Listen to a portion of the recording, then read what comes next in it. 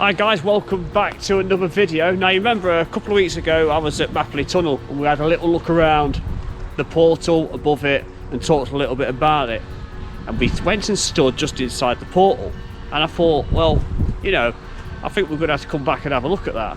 So what we've done is, a few days later, the fences are still down, joined by Vinny again. Morning everyone. We're going to have a look inside and we're going to go as far as we can, as far as the infilled section. So this was part of the Great Northern Railway's Staffordshire and Derbyshire extension. So let's have Dan go through. This is probably a once in a lifetime opportunity, because I think this is going to end up getting pretty much filled in soon. There's workmen over there, redevelopments. We're not going to have an opportunity again, so we'll see you in there. So there's a lot of drainage water coming out of there, heading out from the tunnel. So I think we can expect to see quite a bit of water inside. There's another one here.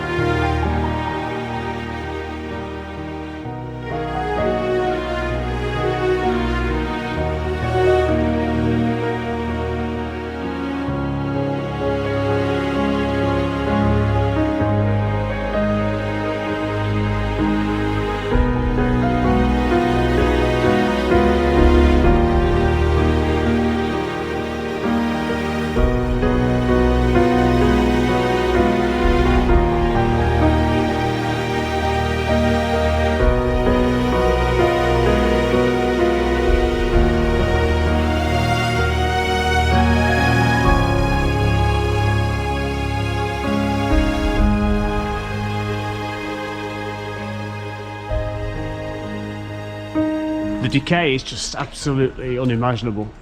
It is just mind-blowing how rotten and worn away this opening section is at the tunnel mouth. To think that that entire section of wall is being held up by that little thin mount there. You can just make out the support beam there. Now, I believe there were 2 or 3 of these at one time, and there's the remains of those on the floor. Okay, so we're at the very start of this amazing tunnel, and we're going to try and talk quietly because we don't want any excess noise, but there's a lot of the support beams going from right to left over the arch. So we're going to carefully progress along this tunnel and see what awaits us.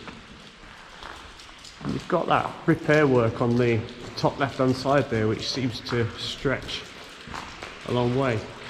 You can't really make it out, but the ceiling is just absolutely covered in soot. It's absolutely black, as you'd expect. So 50 yards in, on the opposite side we've got the third refuge. We didn't film the second one because there's some profanities in there, but just look at the, what is that white stuff? Never seen that before, but it's on the rock face anyway. It's like milk. It's not calcite, is it? Might be. So there we've got refuge number 4, which is conveniently lit up. Yeah, so something to note is the variations in brickwork at this point. So that looks like it's been patched up there and there. Then we've got the red brick and then back down to the blue brick. which carries on as far as refuge number 5. And that's quite a deep one.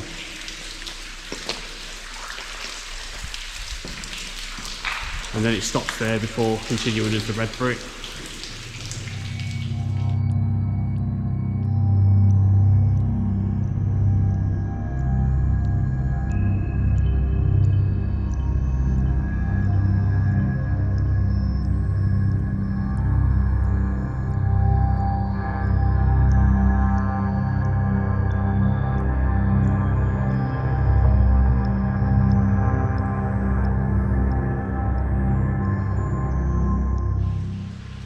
So this is, I think this is number 7, 7th refuge. Absolutely crumbling away, and it's covered in the milky stuff on the rock face. More and more water present as well as we go further in.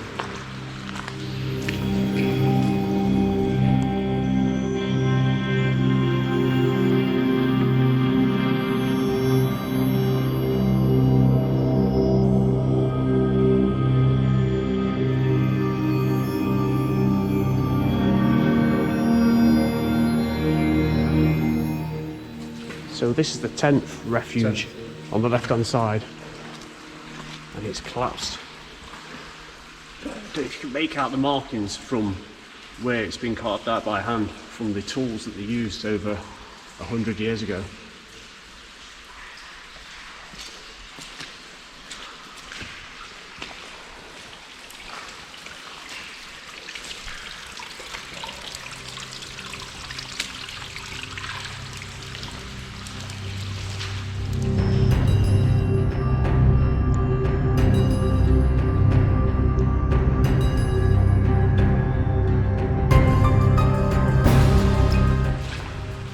So all that white stuff, there's quite a lot of it on this side. The water's absolutely saturated in it. It's like whipped cream. And there's a lot more water on the ground, and it's in this refuge. It's really taken hold, and it's kind of like made a dam, and the water's just collecting in. That's refuge number 15.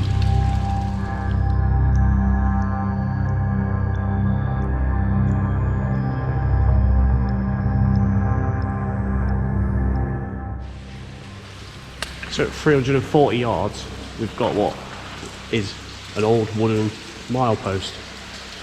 At this point, it's getting super wet in here.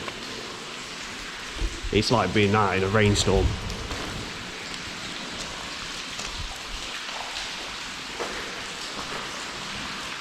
Oh, so there's your first shaft.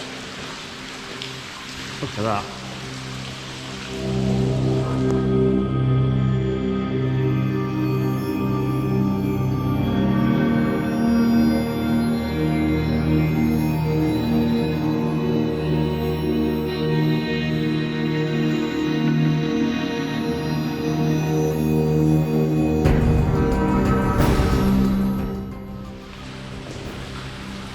So around 350 yards, that was shaft, the first shaft. And I've got a picture of that I can add on and show you what it looks like up top. So as you can see, we're at 355 yards, and we've got a couple of sleepers complete with the chairs. So there's that side, and if we go over here, they're more visible. There's 2 of them, and there's also a third one just there. Look. That's astounding that they're sat here after all this time.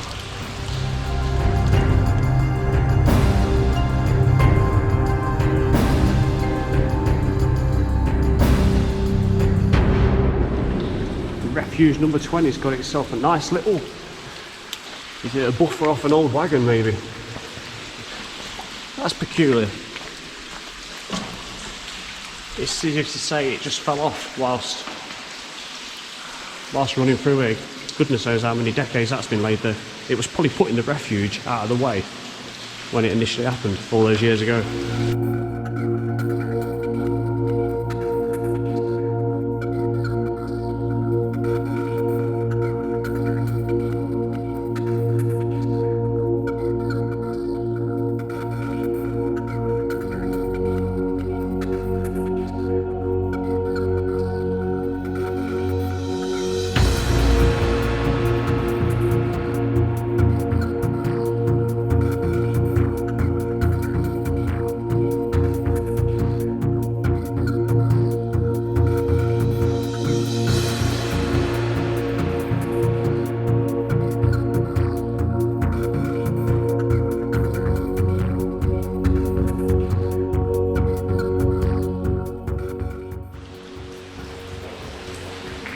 So refuge 25 is at 500 yards, so nearly half the length of the entire tunnel, which we can't go all the way through because it is filled in for the last third or so.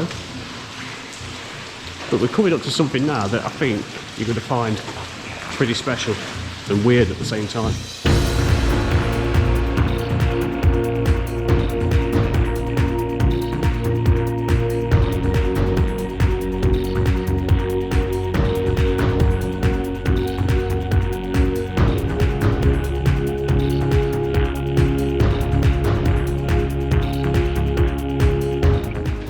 So what this is ventilation shaft number 2, and over the decades since it's been closed, it's just been used as a rubbish tip. It's like something out of a horror film.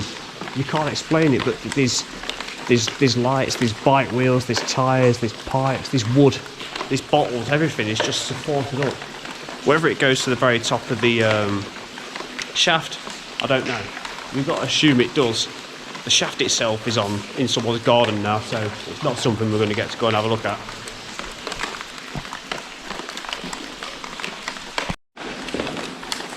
Let's have a quick wander to the edge and we'll see. I think it's going to be infilled as soon as we get around here.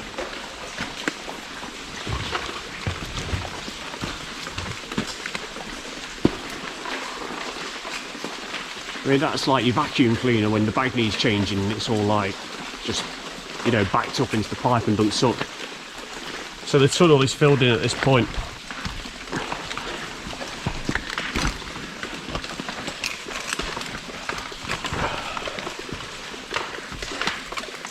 I mean, you could get further, but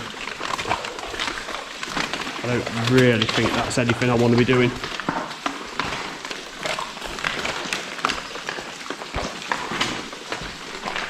Actually see a little gap up there, look, this side.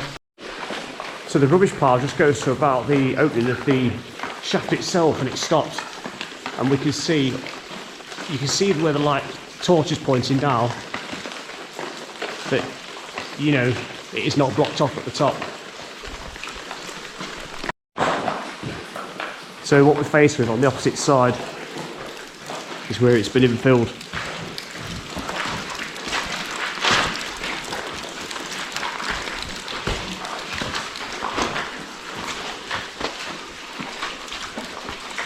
And what do we get? Well, that's quite remarkable how far that actually goes.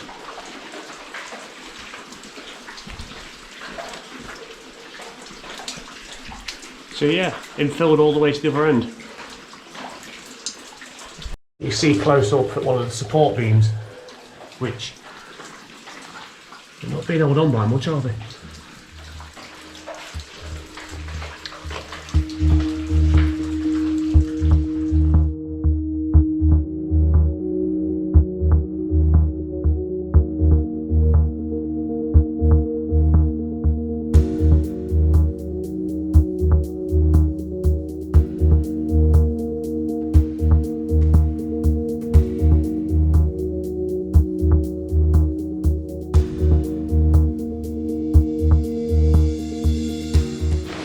Okay, we're going to make our way back around to the other side. It's a shame we haven't seen anything with a date on. So yeah, 540 yards. That's crossed out, but no, it's 545. So I think we can safely say we got to about 560, 570 out of the entire length. So probably just a little over halfway.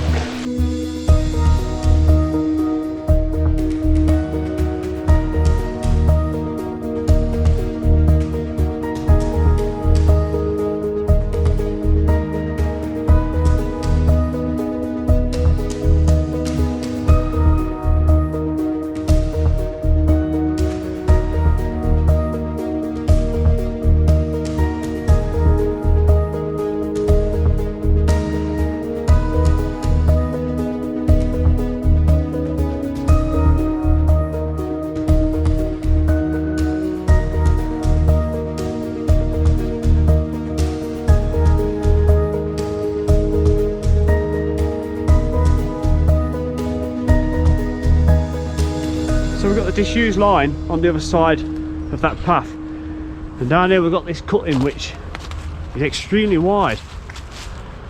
I'd say it could house maybe 8 to 10, maybe a dozen tracks. Unless that's what the purpose of it was, because if we come over this way, there are piles and piles of sleepers dumped and rotting away. Try not to go too close. Just down there. That's quite a deep pile. It even looks like it's slightly collapsed into the ground. If anyone knows, was this some sort of like storage or stocking sidings for the colliery when it was open? Looking down there again, you can just make out all those old sleepers which appear to be covering a kind of a, it's either collapsed or there's a underground pit of some sort. Okay, I hope you've enjoyed that insight into Mapperley Tunnel. A nice short little visit. We didn't stay in there too long because it is falling to bits a little bit. It's very, very wet. It's raining now.